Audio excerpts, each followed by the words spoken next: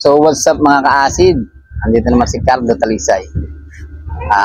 Bantay tayo ngayon ng palengke mga ka-acid.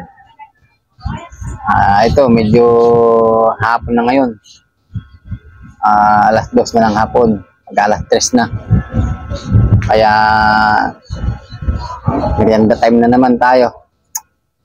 Ito yung sitwasyon sa palengke. Wala nang tao pag mga ganitong oras. Yan mga ka-acid. Konti na lang yung mga naglalakad, mga ka-acid. Balik kasama natin ngayon yung pamangking ko rin na kasama natin sa nagtitinda mga ka-acid. Yan. Yun no. Alright. Yan mga ka-acid. Ayan ang kasama natin. Pre, may kasama tayo dito na pag-iihi tayo, kapag walang magbabantay mga ka-acid. So yun mga ka-acid, bali bumili na rin tayo ng yan, tinapay na yan para sa mga anak natin mamaya. Sa kinabukasan may almusal sila. Tapos dito na rin yung merienda natin ngayon, Don Pinitos mga ka-acid.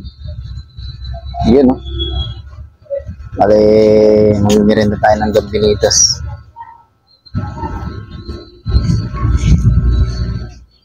Tikman natin. Bali kanina pa tayo kumakain ito Siyempre kain ulit tayo.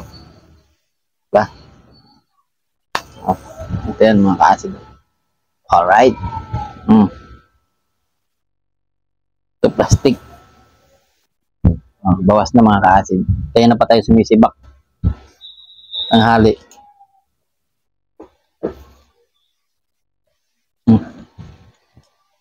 Wala na tayong arte-arte din mga ka-acid.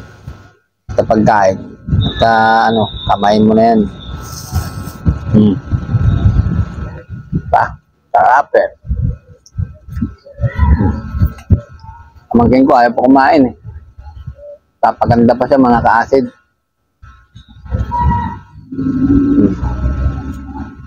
Kain ka na po ha?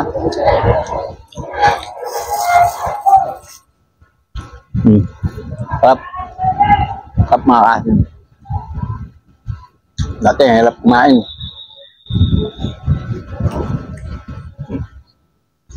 Tayo.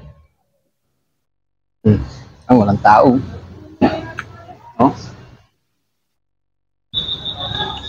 Tao. Lakad lang dun. Doon naman mga tricycle.